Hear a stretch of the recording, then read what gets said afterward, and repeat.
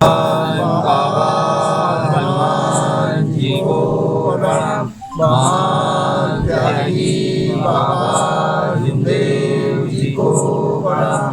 परमात्मा एक। भगवान हनुमान जी हम तो वो जिंदगी का दर्शन का बाबा नहीं आ रहा है यार।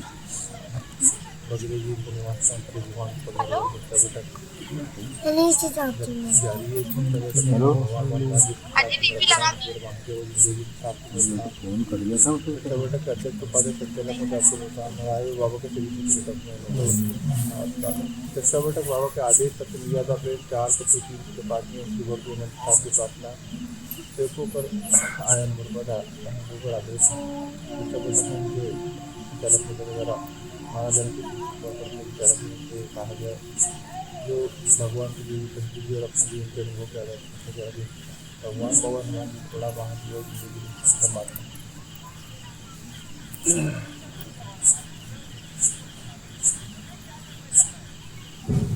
जैसा महान त्यागी बाबा जिंदगी जी ने हम सभी सेवक सेविकाओं को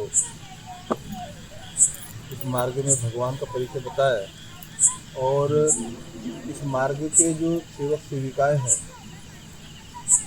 उनको मानव सेवार्थ कार्य करने का मार्गदर्शन बाबा ने किया है। क्योंकि मार्ग में आने के पहले हमारे कर्म अनेक प्रकार के विचारों में होकर के गलत कर्म और गलत विचार से हम लोग चलते थे और मानव जीवन का उद्देश्य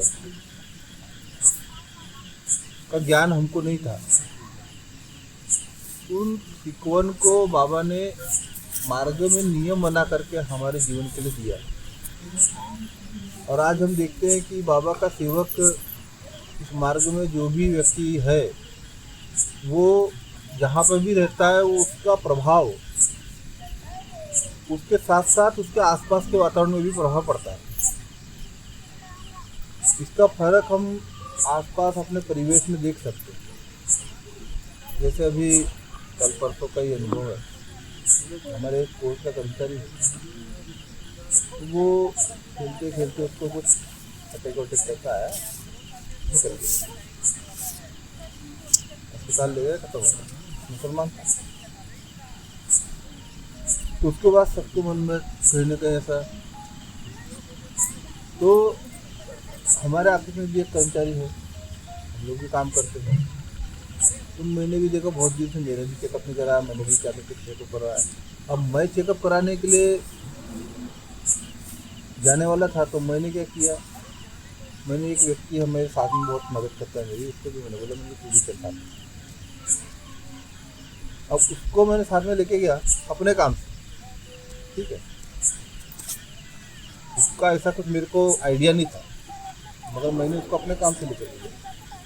अब मैंने अपने काम से लेकर गया मैंने अपना भी कराया मेरा नॉर्मल आया मगर उसको लेकर गया उसका रिपोर्ट कराया तो सरकारी अस्पताल 3-4 बार कराया 3-4 बार गड़बड़ दिखाया दिमाग में आ गया उसकी टेंशन समझ मशीन भी गड़बड़ हो सकती है प्राइवेट में करा फिर प्राइवेट में कराया प्राइवेट में भी वैसे दिखाया तो वो टेंशन में आ गया मैंने बोला ये तो अच्छा हुआ मैं जा रहा था तो लेके चल रहा और मेरे समझ को पता चल गया।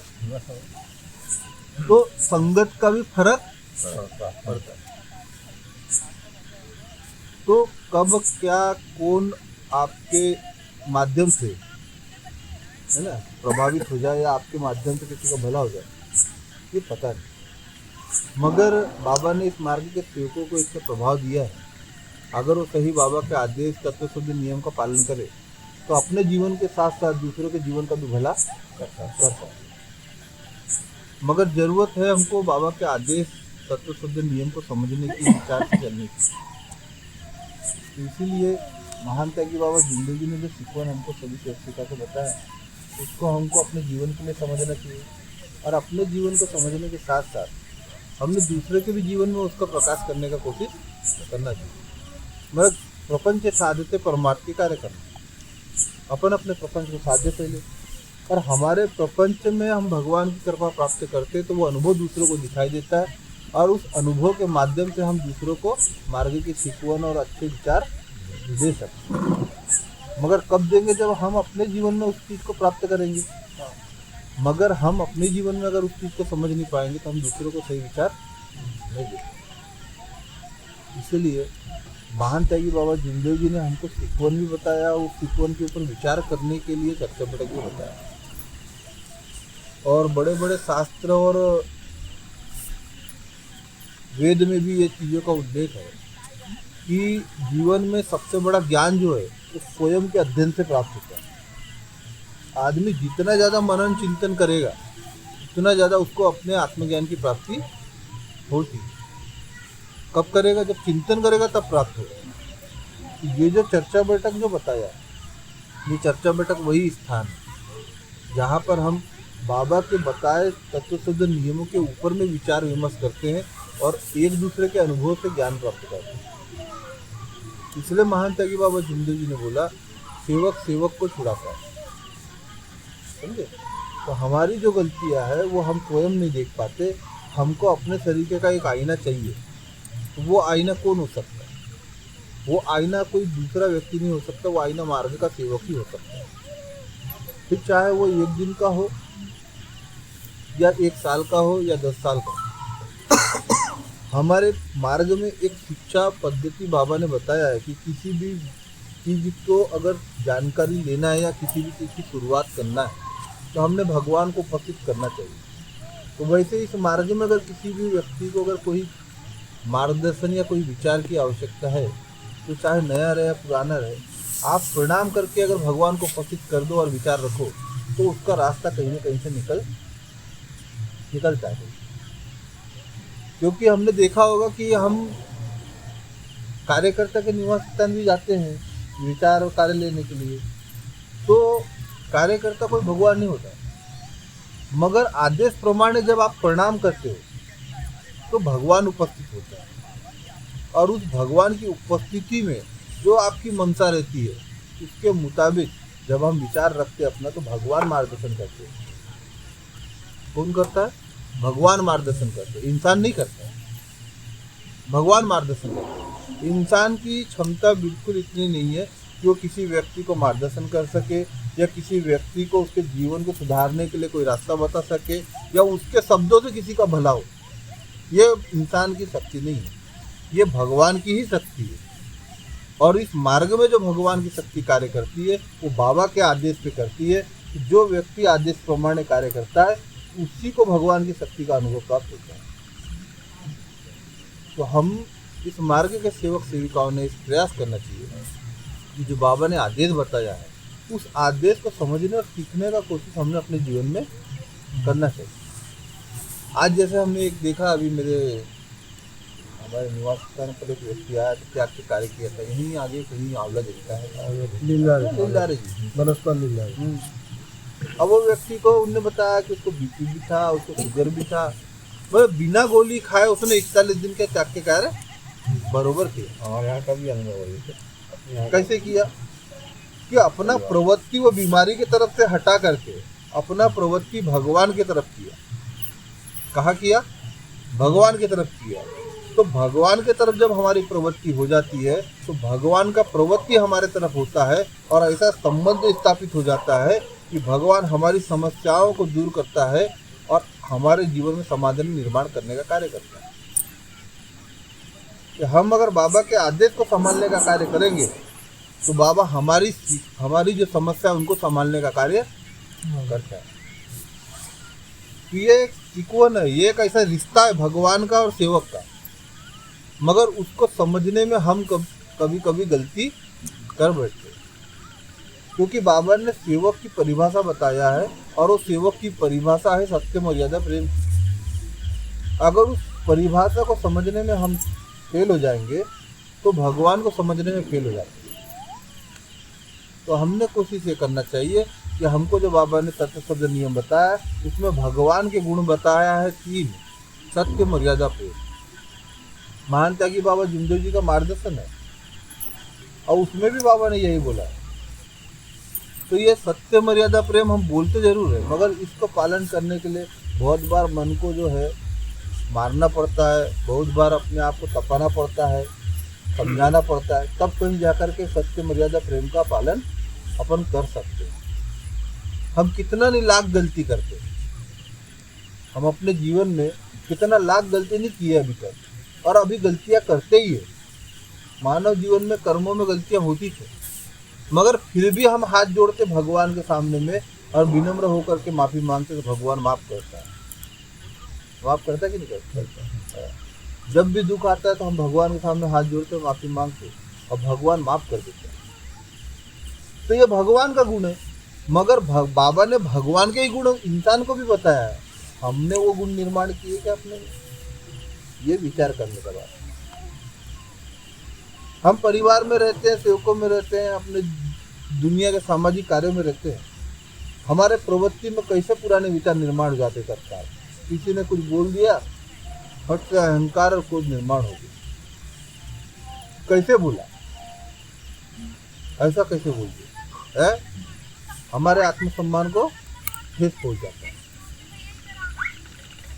जहां पर भी आप अपना समझ करके चीजों को समझेंगे वहां पर आपको दुख ही मिलेगा, मगर जहां भगवान का समझ के चलोगे वहां दुख निर्माण नहीं होगा, वहां आपको कहीं से भी परेशानी समझ में नहीं आएगी। क्यों? क्योंकि वो अपन भगवान के ऊपर छोड़ देते हैं। तो सेवकों ने ये चीज़ों में अपने आप को ये समझना चाहिए कि आज जो हमारे जीवन में वो भगवान की कृपा से है, तो उसको संभालने का काम भी भगवान का ही है, हमारा नहीं है। और हमारा जो काम है वो बाबा के आदेश को संभालने का है, बाबा के आदेश को पालन करने का है। तो हमारा प्रवृत्ति, हमारा ध्यान उधर होना चाहिए, उसके अलावा अन्य चीज़ों पर नहीं होना चाहिए। हमने देखा है इस मार्ग में कई लोग जुड़े हैं, कई शराब का सेवन करने के कारण, कई प्रकार की गलत आदतें थी, उसको छुड़ाने के लिए। तो जिस समय ये सब कर्म कांड करते थे उस समय मान सम्मान का कहीं ख्याल नहीं आता था, किसी को नहीं आता था। उस समय मान सम्मान का ख्याल किसी को नहीं आता था। तब हम खुद भी गालियां देते थे और खुद भी गालियां खाते भी थे, तब कहीं मान सम्मान नहीं था। मगर आज बाबा ने वो सम्मान और स्वाभिमान निर्माण किया सेवकों में, तो आज वो चिकवन और विचार सिखाया कि लोगों का अच्छे आचरण, अच्छे विचारों से सम्मान निर्माण कर दिया। आज वो आत्मसम्मान से जीने का कोशिश करते हैं, मगर आत्मसम्मान से जीने के साथ साथ अगर कहीं पे भी किसी ने कुछ बोल दिया तो पल भर में पुराने विचार में चले जाते और कैसे बोल दिया, तो वो अपने आप को दुखी समझ अपने ऊपर में लेते कि मेरे सम्मान में कमी हो गई। मगर वो ये भूल जाता है कि मार्ग में आने के पहले उसको इसी चीज़ का ज्ञान नहीं था, और मार्ग में आने के बाद में उसी चीज़ का अहंकार पा लिया। ये चीज़ें अपने जीवन में नहीं होनी चाहिए। हमको सेवक बताया है तो हमको सेवक तरीके का नम करके चलने का कोशिश करना चाहिए। जैसे भगवान हमारे लाख गलती को माफ़ करता है, वैसे अगर कोई व्यक्ति हमको कितना भी गलत बोलता है तो हमको उसको अपने ऊपर में न लेकर के भगवान के ऊपर छोड़ देना चाहिए, तो हमें बुरा लगेगा ही नहीं। और जब बुरा नहीं लगेगा तो हम भी वैसे ही भगवान के तरीके के गुण का पालन करने वाले हो जाएंगे और हम उसको माफ़ कर देंगे। तो यह विनम्रता का गुण होता है। मगर कहीं अगर हमने उसको अपने ऊपर में ले लिया कि मेरे को बोल दिया, तो फिर हमारे अंदर क्रोध और अहंकार निर्माण हो जाता है और फिर हम उसको पुराने विचारों में जाकर के अपनी प्रवृत्ति बदल देते हैं। तो ये चीज़ें नहीं होना चाहिए। अपने जीवन में हमको ऐसा तत्व से नियमों का पालन करने वाला सेवक बनना चाहिए जैसा बाबा ने हमको बताया था। तो आज हमको जीवन में भगवान की कृपा से बहुत कुछ मिला है, और भगवान हमारे शब्दों पे सहकार्य जब भी आवश्यकता होती तब करता ही है। दुनिया में कोई साथ में आए ना आए, मगर भगवान साथ में जरूर आए, चाहे परिस्थितियाँ कैसी भी हो, चाहे आप कितने ही कर्मकांड कर लो, मगर जिस दिन भी नम करके भगवान के सामने हाथ जोड़ोगे, भगवान दयालु माफ़ करता ही। तो ऐसा भगवान हमको परिचय बाबा ने कराया है, तो उस भगवान के पालन करने के लिए जो हमको आदेश बाबा ने लगाया है, उस आदेश को हमको समझ करके चलने का प्रयास करना चाहिए, तत्व शब्द नियमों का पालन करना चाहिए। और आदेश जो इस मार्ग में सबसे बड़ी शक्ति जिस चीज़ में है वो है आदेश, तो उस आदेश की मर्यादा को बना करके रखना चाहिए, उसको अपन हल्के में नहीं लेना चाहिए। आज सादे सेवक भी है, त्यागी सेवक भी है। त्यागी सेवकों की भी सबसे ज़्यादा जवाबदारी है हमने तत्व शब्द नियमों का ज्ञान हमको हो गया, हमने बाबा के आदेश के त्याग के हवन कार्य कर लिए, और उसके बाद में हमको ये पता है कि बाबा के मार्ग में क्या सिखवन के आदेश होते हैं, उसके मुताबिक हमको कैसे जिम्मेदारी से चलना है, तो उस जिम्मेदारी को अपने को समझ करके चलने का कोशिश करना चाहिए। हमको फिर वही पुराने विचार में नहीं जाना चाहिए। हमने देखा है अभी कि कई जो पुराने सेवक है त्याग होने के बाद में पुराने विचार टाइप की प्रवृत्ति में चले जाते हैं, मन में अहंकार और क्रोध निर्माण कर लेते हैं। तो जब त्याग कर लिए, तो त्याग में ये बंधन थे कि क्रोध नहीं करना, तो फिर क्रोध कैसे आया? फिर त्यागी व्यक्ति कैसे कहलाया इंसान? जिस व्यक्ति ने अपने आप को त्याग करने वाला त्यागी व्यक्ति बताया, तो फिर त्यागी व्यक्ति ने जब त्याग किया और बंधन से चला, तो वो त्याग की परिभाषा जो है वो जीवन भर त्यागी कहलाएगा कि नहीं कहलाएगा?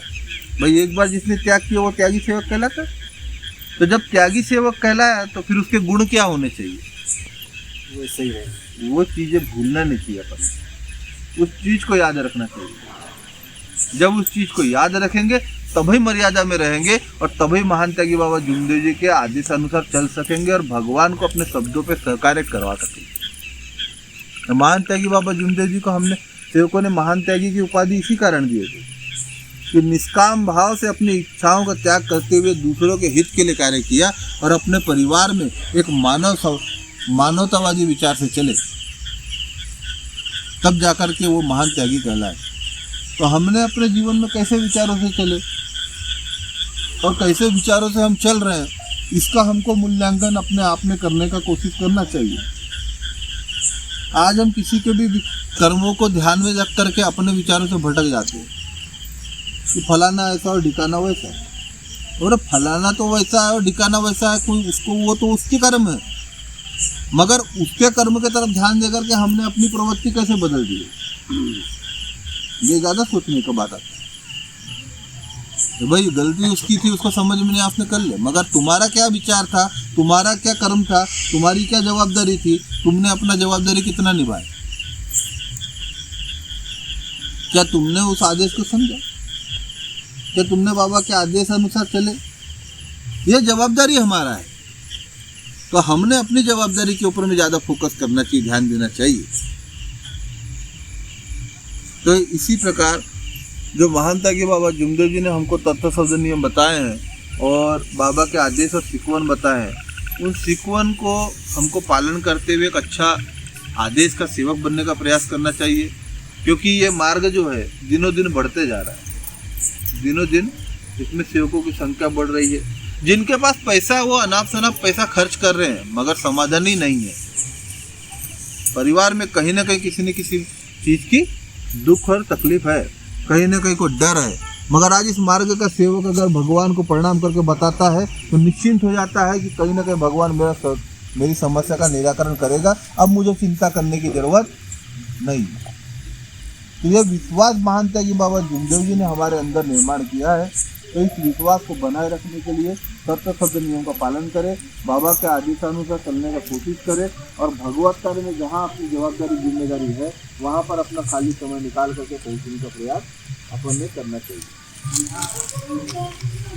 जवाबदारी मांगने से नहीं मिलती, जवाबदारी समझने से मिलती है। जवाबदारी खुद से अंदर से निर्माण होती है। अगर कोई व्यक्ति अपने आप को जवाबदार समझता है तो वो उसके खुद के विचारों को समझना चाहिए।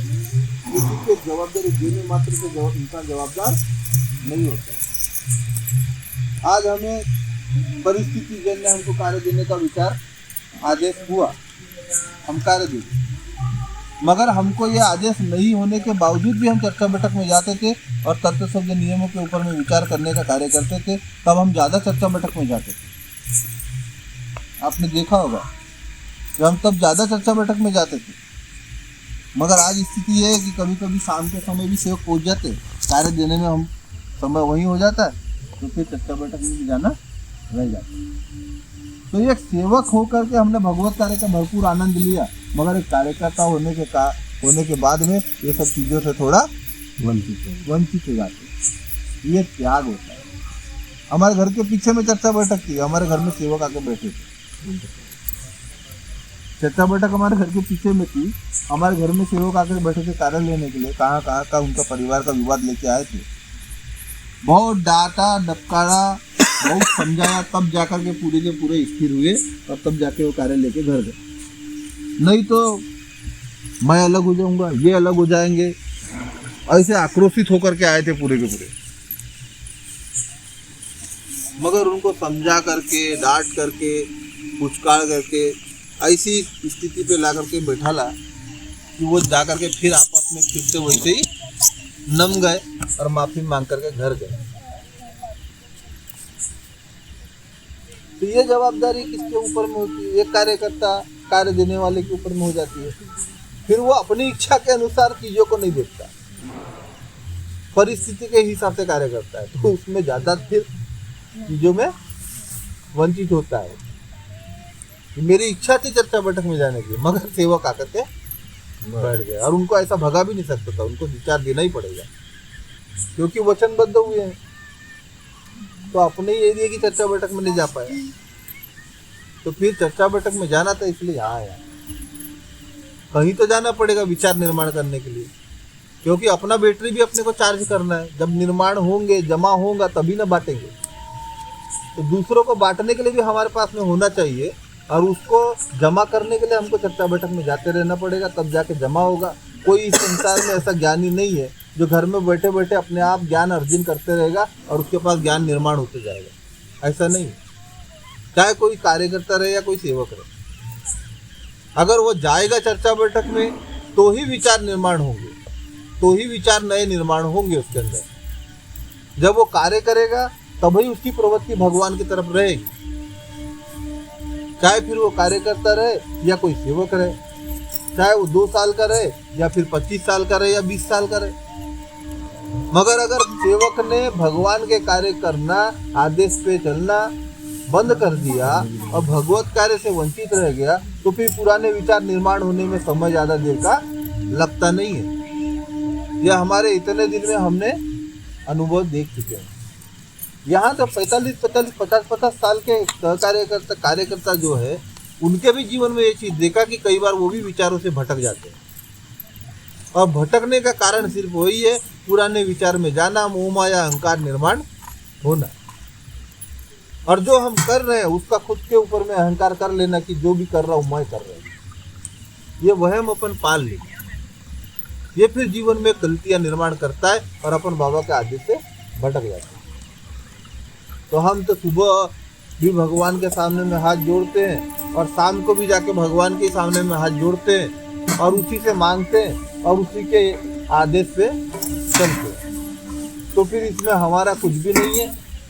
हमको जो भी मिल रहा है वो भगवान की कृपा से मिल रहा है, हमारे पास जो है वो बाबा के आदेश का है। तो इसमें हमारा क्या है कि हम अपने आप में इस चीज़ का अहंकार करें कहीं। तो हमने एक अच्छा सेवक विनम्र होकर के बनने का कोशिश हमको सदैव करते रहना चाहिए, चाहे जवाबदारी जिम्मेदारी जो भी हो। मगर हर इस मार्ग में जुड़ने वाला व्यक्ति बाबा के आदेश का सेवक और सेविका है, तो वैसे ही तत्वसद नियमों के अनुसार अपने जीवन में आचरण करे, बाबा के आदेशों से चलने का कोशिश करे। क्योंकि एक उम्र तक हमारा जीवन है, जब तक है, उसके बाद में तो फिर सबका कहानी एक ही है। तो इसीलिए ये सब छोटी छोटी मोटी बातों को लेकर के अपने जीवन में किसी भी प्रकार से बुराई निर्माण न होने दे और तत्वसद नियमों के अनुसार बाबा के आदेश पे चलने का कोशिश करें। इतना का मैं अपने शब्दों को यही विराम देता हूँ। सभी को नमस्कार। बहुत अच्छे बाबा के सेवक कार्यकर्ता जी पप्पू पुराणी जी ने बाबा के सीक्वेंस पर बहुत अच्छे विचार रखे, मैं धन्यवाद देता हूँ। भगवान बाबा हनुमान जी प्रणाम, माता जी बाबा जिंदगी जी प्रणाम, परमात्मा